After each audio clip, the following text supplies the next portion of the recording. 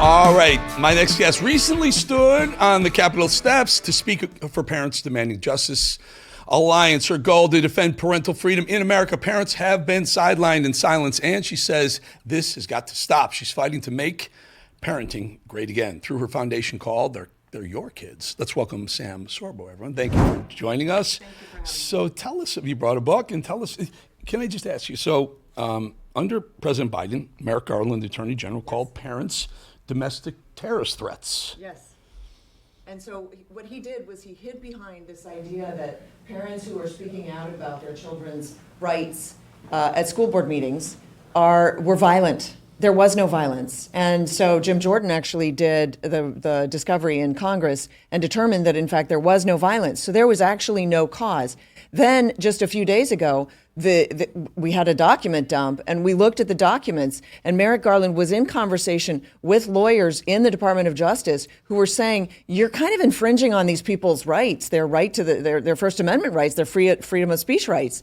And apparently Merrick Garland was like, I don't care. I just want them to shut up, and we're going to go after them. The FBI went after them, and the FBI actually, and the school boards actually were able to, because of this shift in the way that they were being treated, the school boards were able to go after them and get law enforcement to go after these parents. And many of these parents are still suffering from what happened several years ago. They've lost their jobs. They've had to move. They've really undergone trial just because they objected to the masking or they objected to some of the LGBTQ that's in the schools. And so we have to set this right, because the number one predictor for academic success for a child is parental involvement.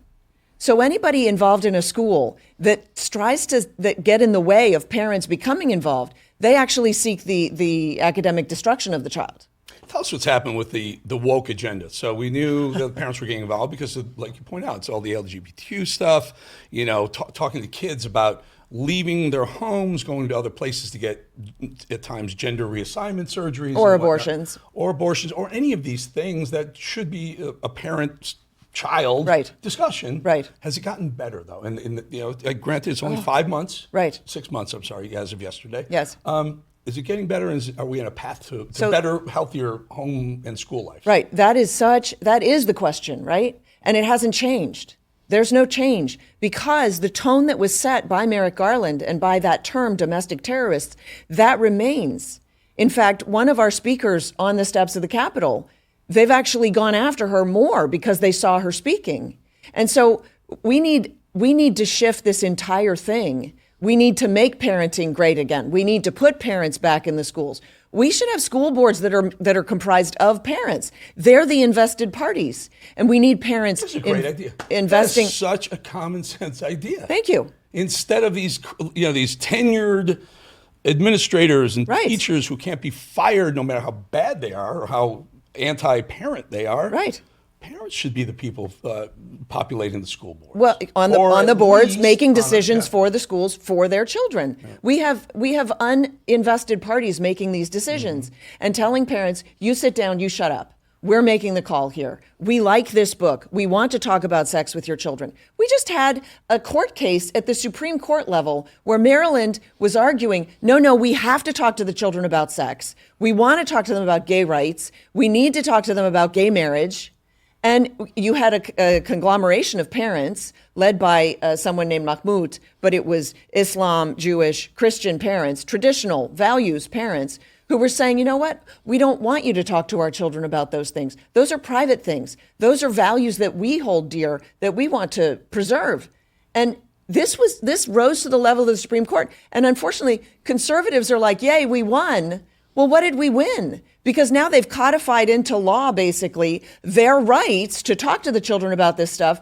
And the parents of the children who don't want that discussion to be had, they get to opt their kids out. Mm-hmm. And so their kids are the ones that are sort of on the outside. So I'm guessing, asking, is this, so now they've been codified, are they just laying low right now? Just because we haven't seen a lot of, we saw a lot of video of parents really being ticked off at the school boards and yelling, and then they'd be reading some of the things that the children are allowed to read, and they'd stop it down because it was too sexual in content Right. for adults. Right, for adults. But is it just they're Nope, laying that's low all. until Nope. Trump's out of office and Nope. they're going to pick it back up? Nope, it's all still in the schools. But what happened was, because of the parents that we represent at Parents Demanding Justice Alliance, though the other parents have stopped coming forward, they're afraid. This was all an intimidation tactic. This is communism 101, okay?